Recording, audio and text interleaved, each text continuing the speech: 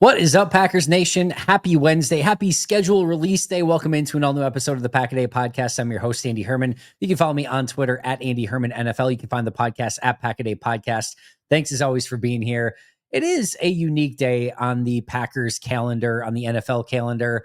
We actually get the full Packers schedule today. There's aspects of this that I love. There's aspects that I think are sort of ridiculous. There's aspects that I'm a little bit just sort of kind of over with. Like, that's going to sound curmudgeon-y, but I'm kind of past and over, I think, to some extent, the schedule release videos. Like, I think they're overdone, meaning like the little ones that all 32 teams do to some extent. And I thought the Packers did a great job last year. We got I Think You Should Leave and crew, which is pretty good. We've got, some of the ones, what was it, the Tennessee Titans, where they interview fans, and they do the ones where it's, they say the name of the team that they think it is, and it's wrong, which are hilarious. And then the Chargers are always A+. I'm not, this is going to sound like I care about it. I really don't, one way or the other. It's totally fine. Some of them are funny. Just think maybe something different this year, something new. I don't know. Like I said, I'm probably just being curmudgeon-y on this one. That's fine. Whatever. I also, like I said, like, this is one of those things I know, like, a lot of people get really fired up about. And like I kind of talked about with Josh, it's like, all right, cool. We already knew the opponents, and most of us, right, are, especially people who are watching a 365-day year Packers podcast, are probably know we're going to be watching all the games anyway, right? So I know all the games I'm going to be watching. I know which teams are going to be playing. So it's just sort of an order of operations thing. But that being said, put that aside, it is still a really cool day on the calendar in general, because we actually have a full schedule, when the bye week is, when are they playing on Monday Night Football, Sunday Night Football. Yes, some of that stuff can get flexed. We get it, but it does still feel a little bit more real, a little bit more tangible when we actually can sink our teeth into an actual schedule. So we get that today. I'm looking forward to it. I'm sure there's going to be leaks throughout the course of the day. We have 2 games announced already.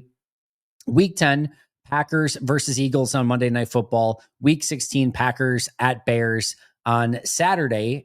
We don't know exactly the time of that one yet, but a Saturday game against the Bears in Chicago, again, week 16. So only 2 games that have sort of been leaked, spoiled. In this case, these have been actual NFL leaks, not any sort of rumors or anything like that, but only 2 games so far. I'm sure as the course of Wednesday goes along, we'll get more and more. And then by 7 p.m. when it's released, we'll probably know just about all of it by that time anyway. But enjoy your schedule release day, regardless of how you want to celebrate, whether it's you don't care whatsoever, or you enjoy every aspect from the actual release itself to all the videos and everything.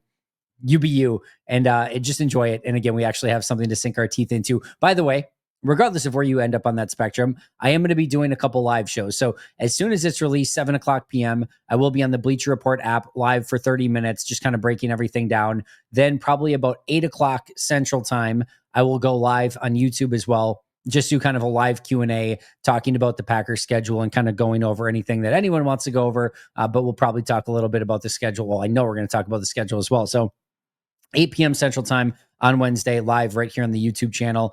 Pack-A-Day will be going over that in greater detail.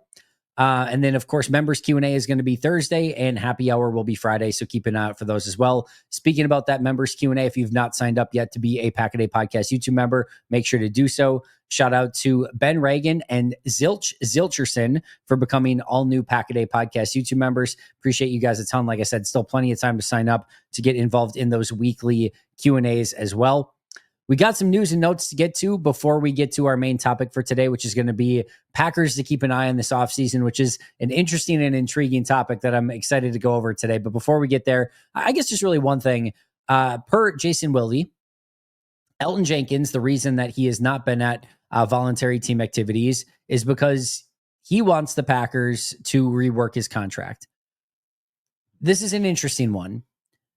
Elgton Jenkins, by pretty much any measure, is being paid as the top, or at least one of the top interior offensive linemen in all of football. Regardless if you want to look at it at center or guard, he's right there. So it's really sort of difficult for this season, I should say. So it's really sort of difficult to look at, Elgton and say like, hey, we should be paying you more, because he's right near the top of what, anyone as an interior offensive lineman should be making. Now, from Elton's point of view, he's probably looking at it a whole heck of a lot more from a 2026 standpoint. And when you start looking at 2026 and his contract, the Packers have the ability right now to get out of it basically completely. So you look at next year, 24.8 million is what he's set to make, but only 4.8 of it is going to count towards dead salary. They can get out of 20 million of that contract and just move on. And basically, how you're kind of looking at it from Elton's point of view is that this is it. This is like a 1 year deal. And then the Packers have what you would consider a team option next year. Now, if I'm Elton, and if I'm just kind of being blunt here, this is a bad contract for Elton at this stage of his career. Meaning the 2026 contract is all but in a real way, sort of just fake. And if you're a NFL agent and if you're a player, you don't really want these sort of scenarios where Green Bay holds all the power going into 2026. Yes, there's 4.8 million in signing bonus. That only matters from a salary cap and accounting standpoint. Elton's already been paid that money in signing bonus up front. So Elton's got an additional $20 million next year that he can make on a 1 year deal in 2026. Zero of it is guaranteed, meaning Green Bay has a legitimate 1 year team option. If Elton plays great this year and legitimately is a all-pro center like Brian Gutekunst said he thought he could be, well, then you get to sign or bring him back on a 1 year, $20 million deal, and it's probably worth it. If it's anything less than that, the Packers can simply say, see ya. Whether that's trying to trade him, like not that we need another, should they trade him, could they trade him saga next offseason, but that's another one that they could do. Or if, again, they can't find a trade partner, they could release Elton Jenkins and save the full $20 million.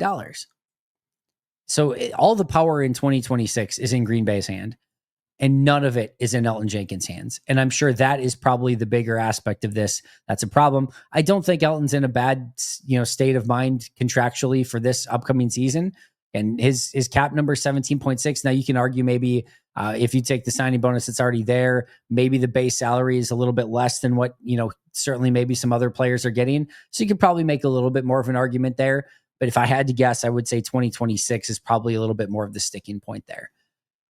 Whether or not they can work something out, that is a bigger question. I don't necessarily know that you want to have your, great interior offensive lineman that's moving over to center be sort of disgruntled and unhappy going into the season and missing any time. You want him working with Jordan as much as possible and making that transition to center and having as much practice time as he possibly can. You don't really want him missing OTAs and mini camps and then being sort of a quote unquote hold-in where, he's going to come to camp so he doesn't get fined, but my hamstring's just bothering me just a little bit. Don't think I can practice today, or my back. I have a bad back today, not going to be able to practice. And everyone knows it's just a hold-in at that point where he's there, can't find him, but he's not actually going to practice. That's not what you want either. So hopefully we get some sort of resolution on this sooner rather than later. We'll of course keep you posted as we kind of get into everything and if we get any updates on Elton, but that's kind of one to kind of keep an eye on over the course of, let's say, the next few weeks, just to see if there's anything here. Does he report to OTAs and mini camps? Does he go into training camp? Like all those things are going to be interesting. Like I said, hopefully it gets resolved well before then. That brings us to our main topic for today, and that is Packers to keep an eye on this offseason. And it's a simple topic, right? It's pretty straightforward. Which Packers are you're going to want to keep an extra eye on as we go through basically OTAs and mini camps to training camp, family night, preseason, and as we get set for the regular season. And a lot of seasons I'll do this episode and it's sort of like looking through and be like, all right, here's a handful of guys to keep an extra eye on. And it's a rookie or a free agent and maybe a guy that needs to bounce back. We did our bounce back episode the other day. And this one, what we're going to talk about today, there's no here's the 10 guys you should keep an eye on in 2025. It's not like that at all. There's so many freaking players that are really worth keeping an eye on this offseason. So I thought the easiest way to do this is kind of go position by position. And even then, I had to sort of narrow it down as best that I possibly could.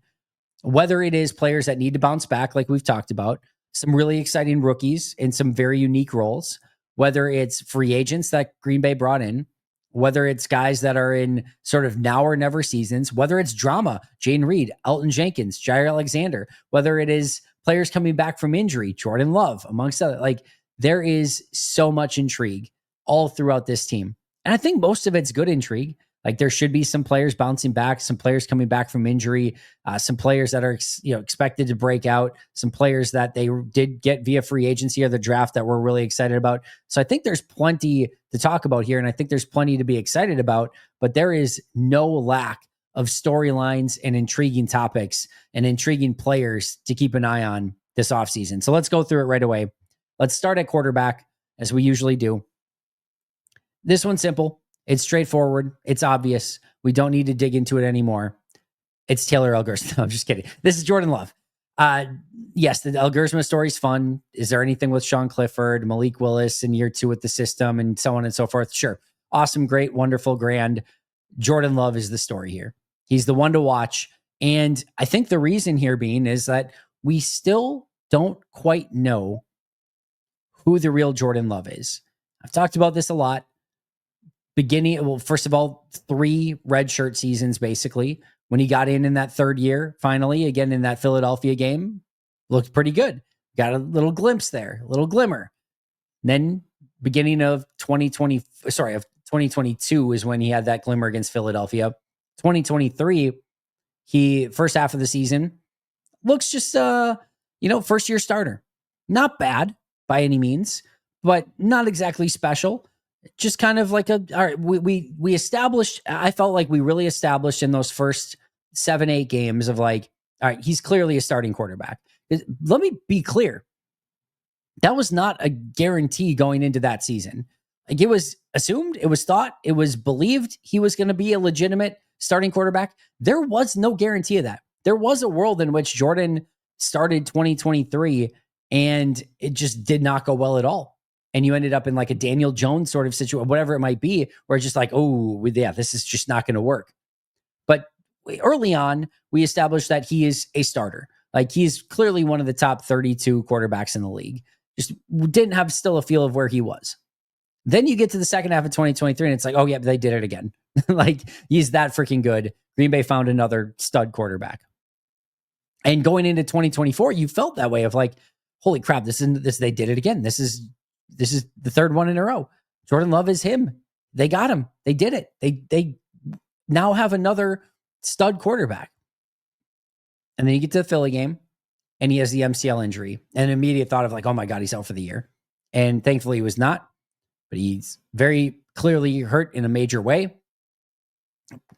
I wouldn't say he necessarily came back too early because he was able to play. And listen, as an NFL quarterback, as a starter, as the leader of the team, you got to play through some injuries. That's sort of part of the job description. But he clearly was not himself when he came back. Still in the second half of that Minnesota game, did some ridiculous things. I was turning the ball over a little bit too much, did not have his mobility, had to kind of change the offense a little bit. And the biggest thing was missed so much practice time. As he was starting to get back, then he's got the groin injury, and he's starting to get back, then he's got the thumb injury. And it just felt like we never really saw Jordan Love. So you had sort of I would say like a floor setter at the beginning of 2023, where it's like, all right, he's a starting quarterback. Then you had a breakout end of 2023, and then just a total unknown 2024 due to all the injuries. So who is he in 2025? Are some of those consistencies that reared their ugly heads in 2024 just due to the injuries, or were those real concerns? Was the end of 2023 and that second half of that year, was that the real Jordan Love, or was that a fluke? Or is there something even above and beyond what we saw at the end of 2023? I think all those things are in play. I legitimately do. I think it's going to be closer to end of 2023. I think there's a fantastic quarterback there, but he's going to have to show the consistency. He's going to have to find that balance between being that gunslinger and taking care of the ball and making sure that he's not making big mistakes.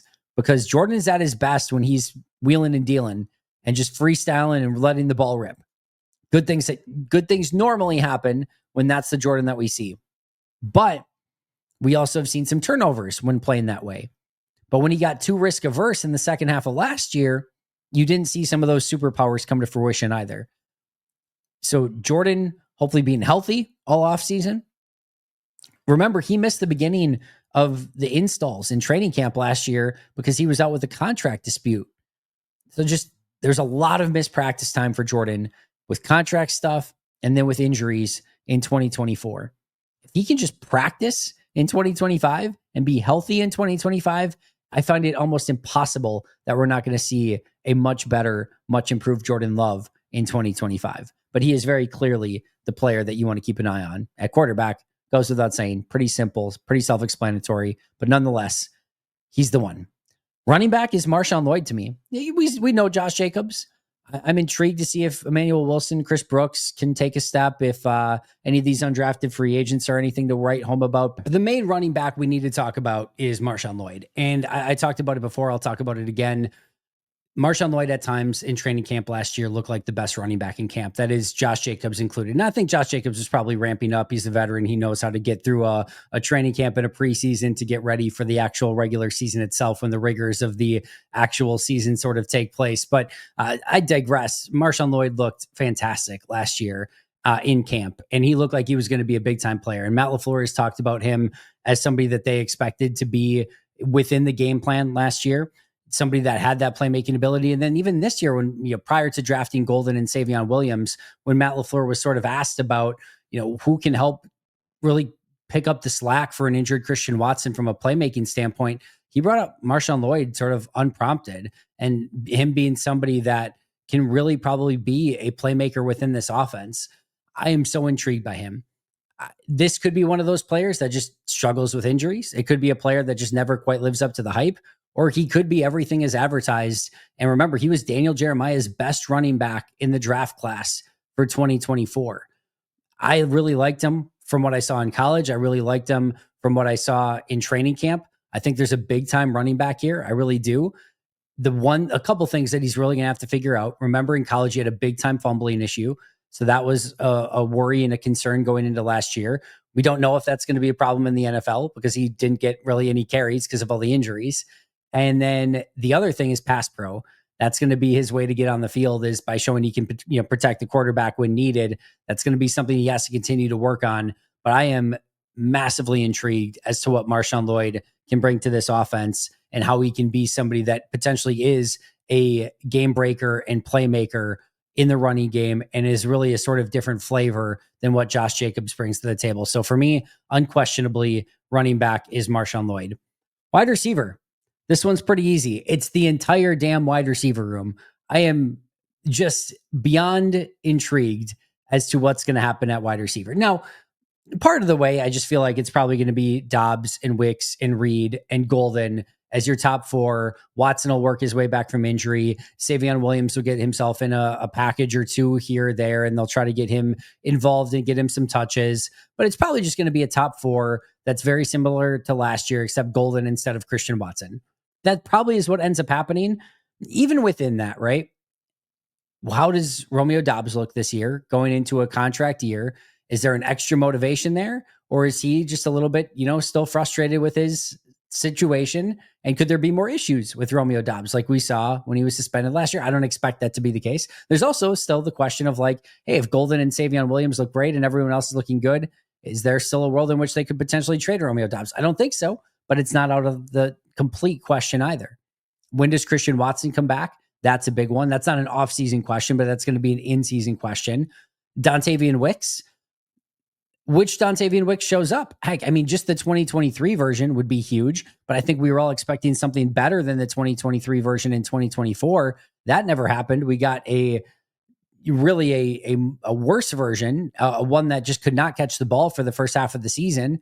And then finally, he sort of settled in the second half. Which version of Wicks do we get? Reed was the opposite. He started gangbusters, and the second half hit a wall, didn't do anything. We now have some Jaden Reed drama as well. What do Matthew Golden and Savion Williams bring to the table? And then do McCole Hardman, Malik Heath, and Bo Melton get themselves in the number 6 wide receiver conversation, or do they just let all of them go, hoping they can get a couple of them back on the practice squad? This whole room is just reeking of intrigue in a good way. I think mostly a good way. You could tell me again, this could go in so many different directions with so many of these different wide receivers of how the wide receiver room is made up, and I would probably believe you. I think Matthew Golden has the ability to be a stud. I think Savion Williams is going to be able to contribute sooner rather than later. I think Dobbs is going to want to get fed. I think Wicks is still going to have a very large argument to be in the lineup and catching passes from Jordan Love. Jaden Reed's going to have a major role. Christian Watson's coming back at some point. I am so intrigued to see not only how this wide receiver room shakes out, which players make the team, which ones don't, how that pecking order comes to, fruition, and then also just who goes out and plays great this year, because there's a lot of talent and Green Bay is in need of not maybe a true number one, but a couple of these guys just really going out and performing at the level of the expectation that is set for them. I think Jaden Reed certainly can. I think Matthew Golden certainly can. I'm just very intrigued to see how it plays out. So wide receiver is a mystery box, and I think a lot of good ways, but there's some certainly intriguing ones as well. But the entire receiving room is one really to kind of keep an eye on. At least the first 9 guys, like the guys that have a legitimate chance to make the roster, I'm going to be watching all of them very, very closely to see how they perform this offseason. Tight end is pretty simple in the fact that it's just Luke Musgrave. Now, I do want to see if Tucker Kraft can take a jump. I'm interested a little bit in that number 3 battle between probably Ben Sims and Fitzpatrick. Maybe Messiah Swinson could get his name in that conversation as well. But to me, this is very much about Luke Musgrave. Now, the other day, when asked about play action, Adam Stenovich brought up Luke Musgrave in the 12th personnel package as a way to sort of jumpstart that play action game. And I think that's probably true. I think that can be one way to get there. I just want to see a more dynamic, more sort of complete tight end in Luke Musgrave. 2nd round pick, all the talent in the world. Struggled with injuries at Oregon State. Struggled with injuries his first 2 years in the NFL. Certainly a level of toughness there that we've heard about over and over. Wants to be on the field. Saw a little bit more dynamic play in 2023, but he had sort of the stumbling issues. In 2024, didn't do much of anything. 7 catches and didn't really do anything with those 7 catches. This is a big year for Luke Musgrave. In year 3, can he be somebody that is counted upon in this offense? Can he improve his blocking just a little bit? Can he be that guy that's getting up the seam? Can he be helpful in play action? Can he be helpful in the red zone? Like I said, this is a huge offseason for Luke Musgrave. I really think there's a super talented player there. But as I've said all offseason, the idea of Luke Musgrave has been better than Luke Musgrave so far. I want to see Luke Musgrave match the idea that we have in our minds of what Luke Musgrave can be.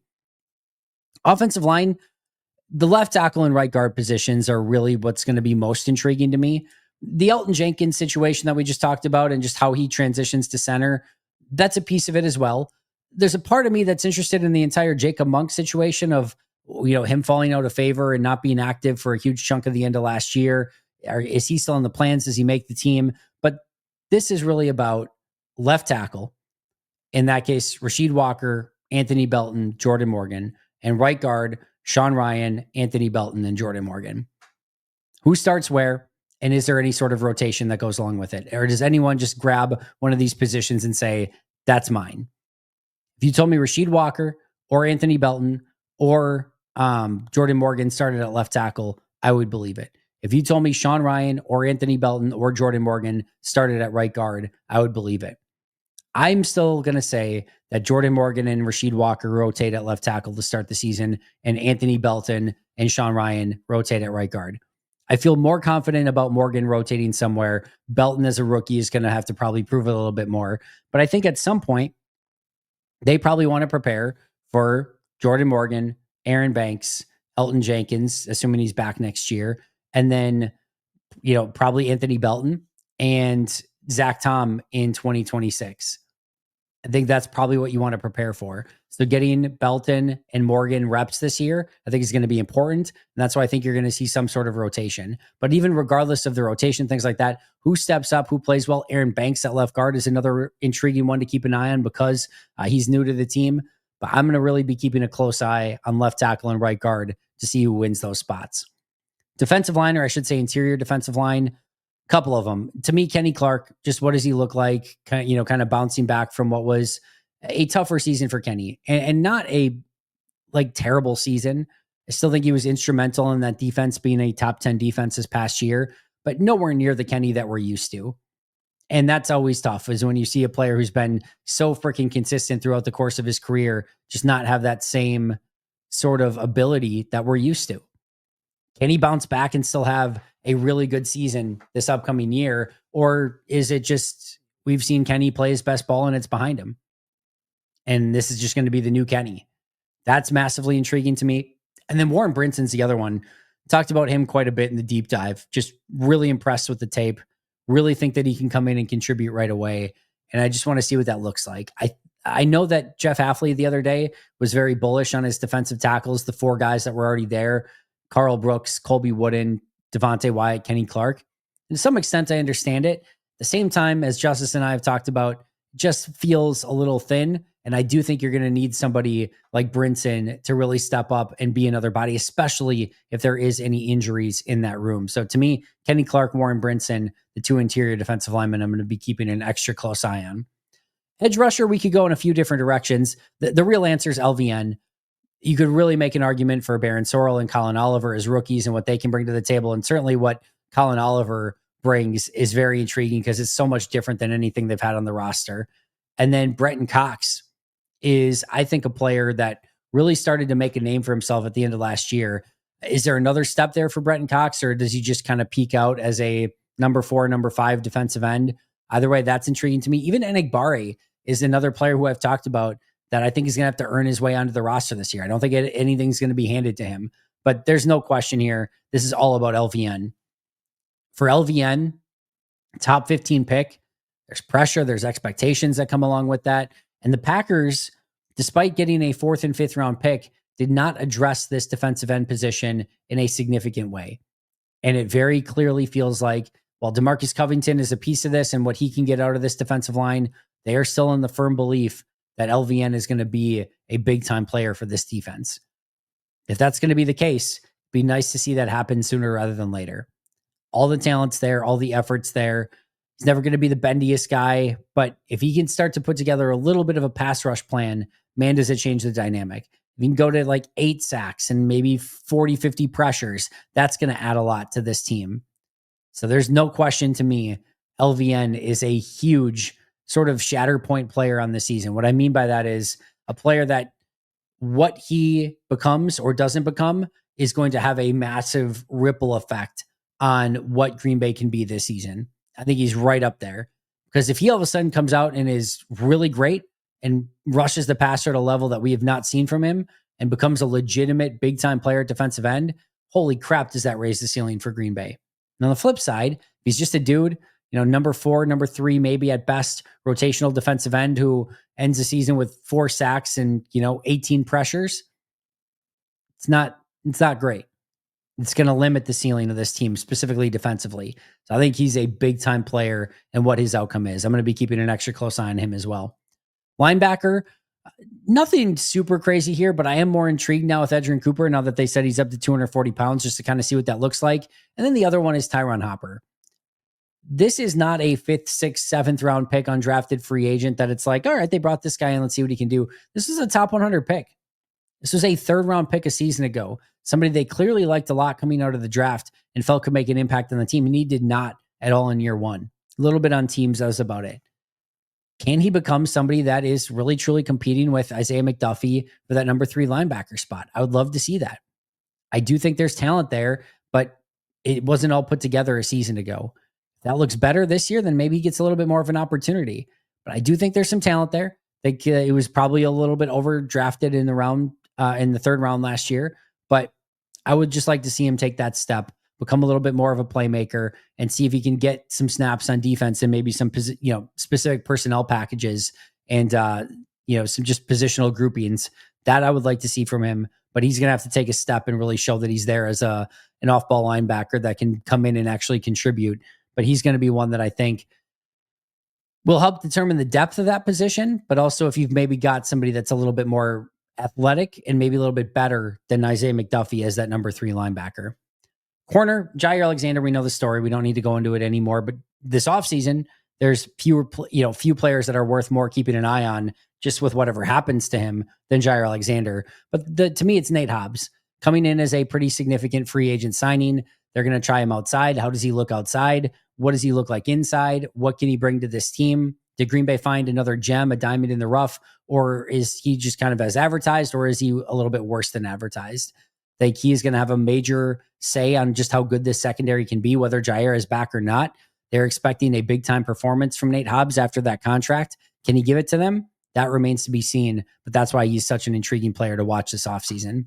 And last but not least, from a defensive standpoint, Javon Bullard. I am still very bullish on Javon Bullard and what he can become, whether it's at safety or at nickel. I still believe he's more of a safety than a nickel, but his playing time is going to come from nickel. There's not a ton of playing time out there at safety. I want to see if they specialize him more. Do they just have him focus on nickel? I'm assuming they're probably going to cross-train him. Was that too much on his plate a season ago as a rookie? I'm excited to see how he comes back in year two. This is a player that is consistently hungry, wants to be really, really good, is really talented, and I do think he takes a jump in year two. I really do. But how they utilize him and how he comes into camp and really competes, I think is going to go a long way in just how much playing time he gets, because there's a world in which he plays a ton in the slot.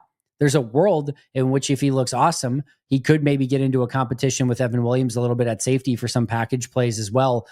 There's a lot on the table there for Bullard, but he's going to have to put it together and really just have a little bit of a better showing in 2025 than what he had in 2024.